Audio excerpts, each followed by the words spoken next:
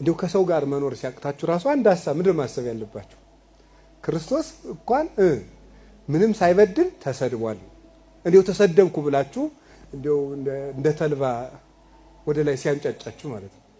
እንደሚቆላ ተብሎ ወደ ላይ እንዲሁ ተነካው ስትሉ እንዴ ጌታ ራሱ ተሰድቦ የለ እንዴ በሉ ነው። ክርስቶስን አስቡ ማለት ምንድነው? በእያንዳንዷ አንዳንድ ሰሞን ቤትም ልታጡ ትችላላችሁ። አይጣልም አለኝ እባክህ ለድሃ ተናገር እንዳትሉ ያላችሁ ተረጋጉ።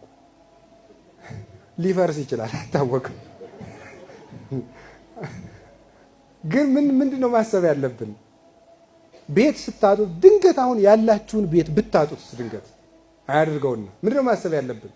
ጌታም ቤት አልነበረው። ለቀበሮች ጉድጓድ አላቸው፣ ለወፎች ጎጆ አላቸው። የሰው ልጅ ግን ራሱን የሚያስጠጋበት የለው። ቤት ባጣን ጊዜ ክርስቶስን ማሰብ።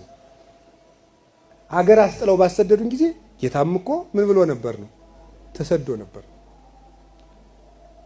በተራቆትን ጊዜ ብናጣ ጌታም እኮ ራቁቱን ውሏል ማለት ክርስቶስን እያሰቡ መሮጥ። ክርስቲያንነት ማለት ቴዎሎጂካል ፍቹ ባጭሩ ክርስቶስን መከተል ማለት ነው።